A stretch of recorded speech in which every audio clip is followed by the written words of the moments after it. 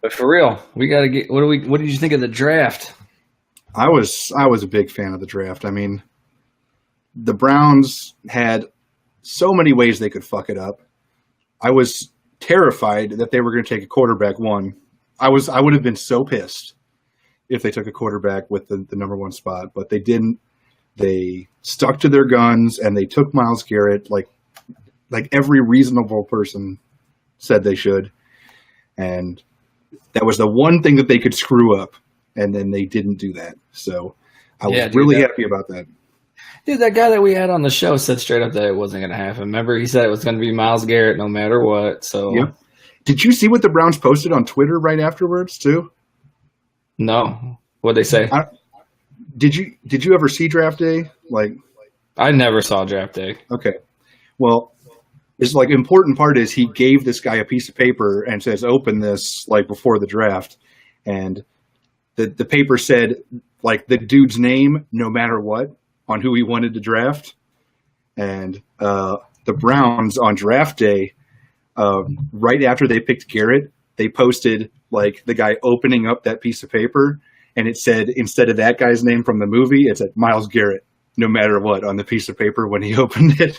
No, it really? was hilarious. Yeah, it was hilarious. They even referenced that exact moment. So I told that guy that he was a genius. But that's great. Yeah, I thought the Vikings had a pretty decent draft. I didn't mind it. We got Delvin Cook. He's a pimp.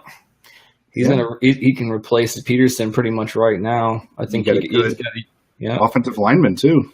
Got Pat Elflein from your favorite Ohio university. State. Your favorite. Hey, you know what? He fits.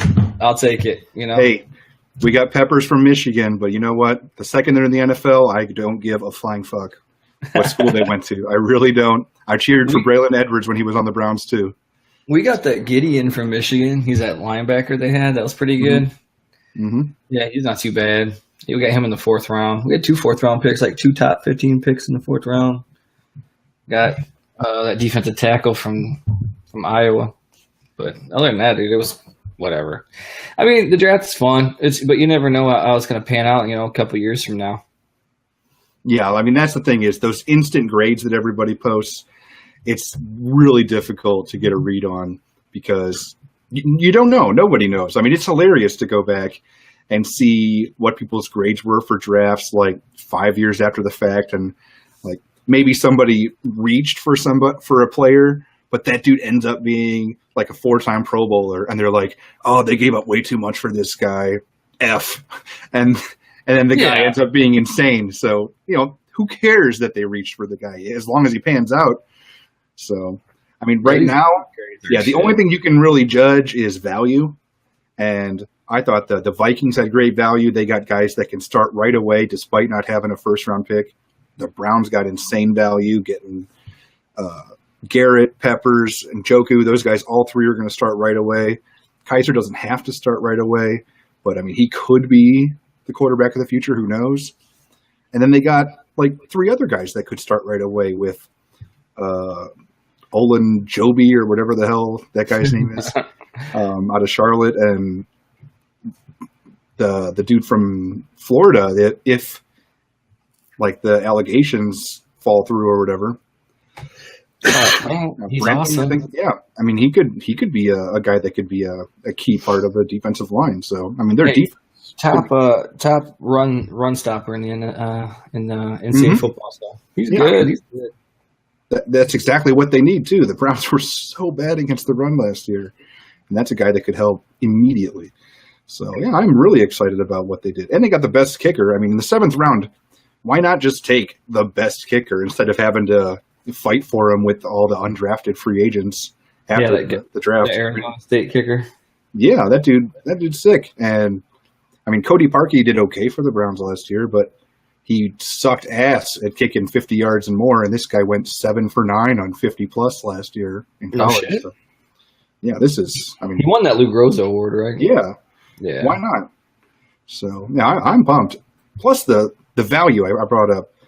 They ended up getting an extra first rounder again for next year by trading down from 12 to 25 with Houston. So the Browns basically just like clipped off Houston's balls during the free agency and the draft. I mean, think about this, okay? In terms of pure value, the Browns got a second rounder next year from Houston, a first rounder next year from Houston, Brock Osweiler, and Peppers. And Houston got a fourth rounder next year and Deshaun Watson. That's basically the trade. If you combine the two trades they made, that's ridiculous. No, they did a hell of a job. Hopefully that transitions into wins. You know what I mean? But that's the thing is, you're not in theory, right? It's not going to translate into wins immediately, but down the road that should be paying off immensely as long as they don't fuck up the drafts. And I don't think they did this year. And if they do what they did next year, like just go for like extremely athletic dudes, guys with a lot of physical gifts, guys that were producers, then it should be fine. And I'm not expecting them to have the first pick next year, even though I think, according to all the betting odds, they're expected to have the first pick. But I think that they will have a better record than somebody next year, at least one. Yeah, dude, for sure. I'm calling it right now. I'm telling you right now. Prediction. The peak for them is 8-8. I'm not going to say 8-8. I will never. I'm not predicting 8-8 or better. I didn't say I was predicting 8. I said peak. I think they could get 5 after winning 1 last year. So they could at least get 5. Talent, man. I mean, if this O-line holds up, their defense is pretty stout. Mm-hmm. Well, not stout, but they're getting there. You know what I mean? Mm-hmm. I think their basement is probably 3 or 4 wins, obviously, but I think they can get to 8 if their schedule permits. You never know. Yeah, I agree. But as far as Vikings go, man, I mean, they're right there if they can get an O-line. Yeah, their defense was sick last year. One of the best in the NFL. I mean, we got that center, and then we got a guard from Miami at Isadora that's actually pretty good. And then that's pretty much all we did for the line, which was pretty. Matter of fact, I was a little disappointed in the Vikings draft, to be quite honest with you. It's not that it sucked; it was just that they got their biggest needs were defensive tackle and offensive line. They got 2 guys from the offensive line, 1 stud, 1 question marks, but they only got the defensive tackle 1 in the whole draft of a loaded defensive tackle draft, and they got 1 in this Jaleel Johnson from Iowa. Which, I mean, I don't know. Well, they had a lot of needs. I mean, it wasn't just defensive tackle. I mean, they lost Adrian Peterson too, and you kind of needed. And that guy fell into their lap. I mean, he was predicted to be a first-round guy, Cook, and for sure. Into the second, no, you got to take him. The first 2 dudes that we drafted, Cook and Elflein, are probably going to start. Not probably, they will start. Yeah. But outside of them, I don't know who will start. And the rest of the draft, I don't think we drafted another starter that.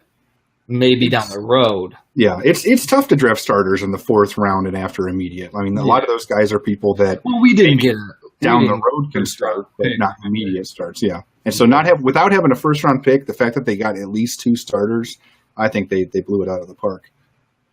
I mean, it's completely different than the Browns, who had 3 1st round picks by the time they were done with the day 1.